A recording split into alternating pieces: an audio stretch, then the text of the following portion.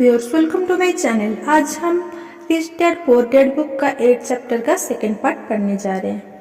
John D Rockefeller के शब्दों में, मैं हमेशा हर संकट को अवसर में बदलने की कोशिश करता हूँ और जापानी अमेरिकी होने के नाते मैं भी यही कह सकता हूँ। कई लोग कहते हैं कि पर्ल हार्बर अमेरिकी गलती है। मैं कहता हूँ कि यह जापानी गलती थी। टेरा फिल्म में एक संयमित जापानी एडमिरल खुशियां मना रहे हैं। अपनी अधीनस्थ से यह कहता है, मुझे डर है कि अपने एक सोते हुए राक्षस को जगा दिया है। पर्ल हार्बर को याद करो, एक नारा बन गया। यह अमेरिका की सबसे बड़ी हारों में से एक थी, फिर भी इसके कारण उसे जीतने की प्रेरणा मिली।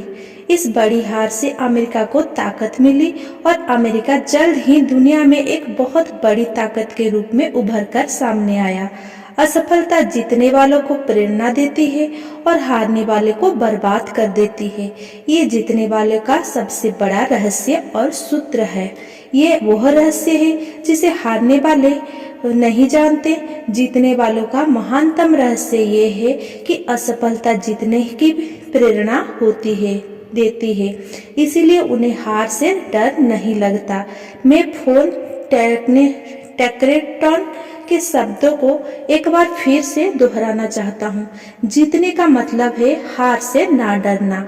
फैन टैकरेटन जैसे लोग हारने से इसीलिए नहीं डरते क्योंकि वे जानते हैं कि वे कौन है।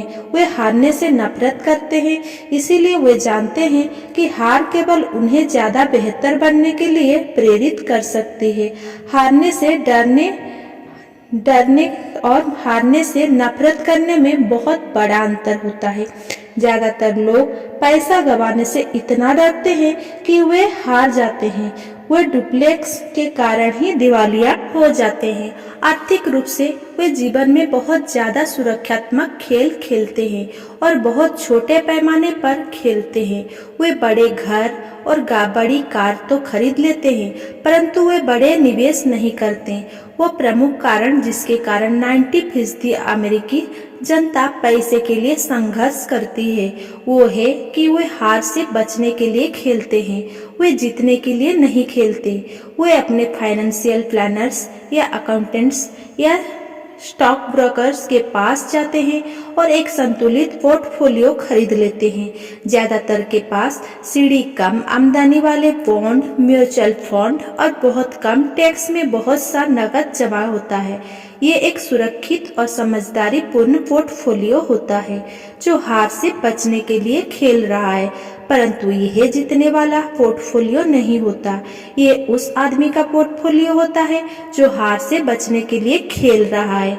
मुझे गलत मत समझिए, शायद ये 70% जनसंख्या से बेहतर पोर्टफोलियो होता है और वह भयावह है, क्योंकि पोर्टफोलियो ना होने से बेहतर है सुरक्षित पोर्टफोलियो होना। ये किसी ऐसे व्यक्ति के लिए बहुत बढ़िया पोर्टफोलियो होता है जो सुरक्षा को पसंद करता है, परंतु सुरक्षित खेल खेलते और असंतुलित निवेश पोर्टफोलियो यह तरीका है नहीं है जिससे सफल निवेशक अपना खेल खेलते हैं। अगर आपके पास कम पूंजी है और आप अमीर होना चाहते हैं तो पहले तो वेच्छादृत हो जाए, संतुलित नहीं। अगर आप किसी सफल व्यक्ति को देखेंगे तो शुरुआत में वे संतुलित नहीं होते। संतुलित लोग कहीं नहीं जा पाते, वे एक ही जगह पर बने रहते हैं। प्रगति करने के लिए आपको पहले असंतुलित होना पड़ता है। इसे देखने के लिए आप अपने चलने की प्रगति को देखें। थॉमस एडिसन संतुलित नहीं थे, वे केंद्रित थे। बिल गेट संतुलित नहीं थे, वे केंद्रित थे। डोनाल्ड ट्रंप केंद्रित थे। जॉर्ज सोरोस केंद्रित थे। जॉर्ज पैटन ने अपने टैंकों को फैलाया नहीं, उन्होंने उन्हें केंद्रित किया और जर्मन पंक्ति के कमजोर ठिकानों को उड़ा डाला। फ्रांसियो ने मेजिनाट लाइन में अपने सैन्य बल को फैलाया था और आप जानते हैं कि उनके साथ क्या हादसा हुआ था। अगर आप में अमीर होने की इच्छा है तो स्वयं को केंद्रित कर ले।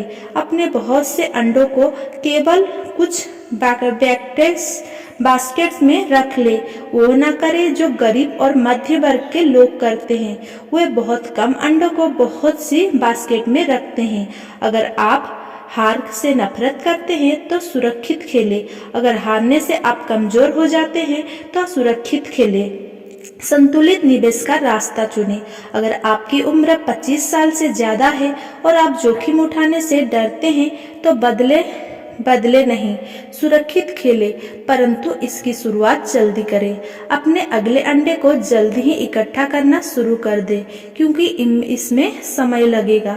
परंतु अगर आपके पास आजादी के सपने हैं, चूहा दौड़ से बाहर निकलने का इरादा है, तो आपको खुद से यह सवाल पूछना चाहिए, मैं किस तरह असफलता का सामना करूंगा?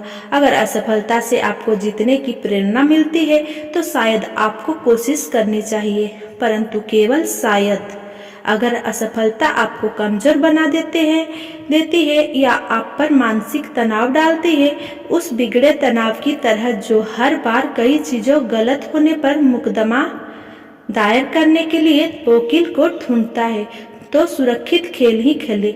अपनी दिन की नौकरी को बनाए रखें। बॉन्ड्स या म्यूचुअल फंड्स खरीदे, परंतु याद रखें कि इनमें भी खतरा होता है, हालांकि तुलनात्मक रूप से वे ज्यादा सुरक्षित होते हैं।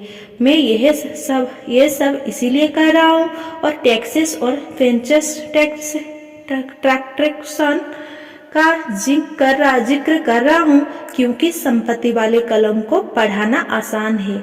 ये एक कम बुद्धि का खेल है। इसमें बहुत ज्यादा शिक्षा की जरूरत नहीं है। 5वीं कक्षा का गणित का विद्यार्थी भी यह कर सकता है, परंतु संपत्ति वाले कलम को तेजी से बढ़ाना बहुत ज्यादा बुद्धि का खेल है। इसमें हिम्मत, धीरज और असफलता झेलने की ताकत की जरूरत है। हारने वाले असफलता से बचते हैं, जबकि असफलता हार को जीत में भी बदल सकती है। ओलोमो को याद रखें। कारण नंबर 2, संकीपन का सामना करना। आसमान गिर रहा है। हम में से ज्यादातर लोग उस छोटे मुर्गे की कहानी जानते हैं जो आसमान गिरने की चेतावनी देता हुआ अपने दड़बे में दौड़ रहा है। हम इस तरह के बहुत से लोगों को जानते हैं, परंतु हम सबके भीतर एक ऐसा ही छोटा मुर्गा होता है, और जैसा मैंने पहले ही कहा है, इनकी व्यक्ति दरअसल छोटे मुर्गे की तरह नहीं है। हम सभी में एक छोटा मुर्गा होता है जो तब उभर कर सामने आता है जब हमारे विचारों पर डर और शंका हो जाते हैं।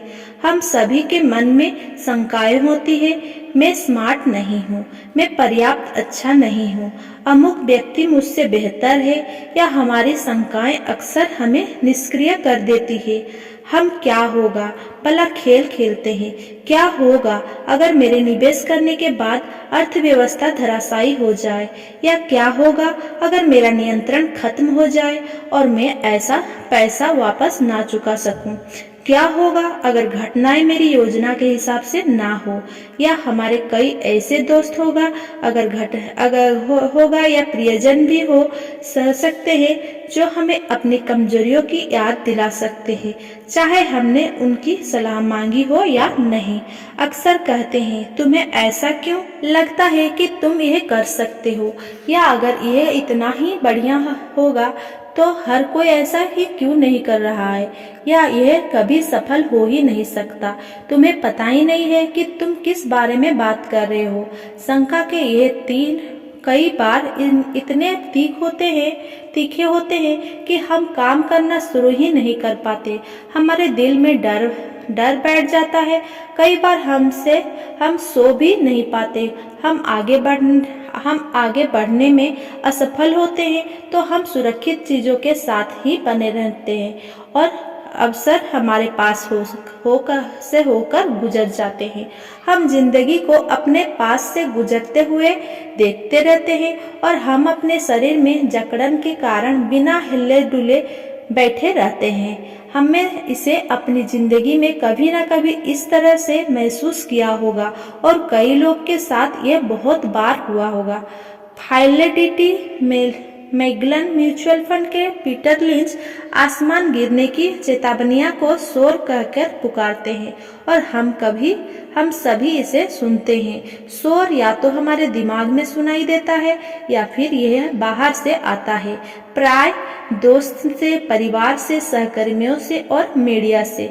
लिंच 1950 के दशक के दौरान का अनुभव बताते हैं, जब परमाणु युद्ध का खतरा समाचार पत्र में इतना ज्यादा प्रचारित किया गया था कि लोगों ने फॉल आउट शेल्टर्स बना लिए थे और अनाज पानी इकट्ठा करना शुरू कर दिया था। अगर उन्होंने फॉल आउट शेल्टर बनाने के बजाय इस पैसे को समझदारी पूर्वक बाजार में निवेश कर दिया होता तो शायद आज वे आर्थिक रूप से स्वतंत्र होते।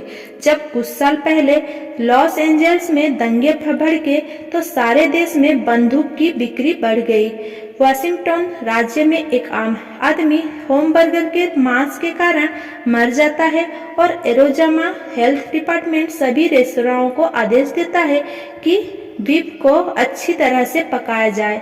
एक दवाई की कंपनी राष्ट्रीय टीवी विज्ञापन में लोगों को सर्दी होते हुए दिखाई देते हैं। विज्ञापन फरवरी में दिखाया जाता है। सर्दी से ग्रस्त होने वालों की संख्या बढ़ जाती है और उस दवा की बिक्री भी।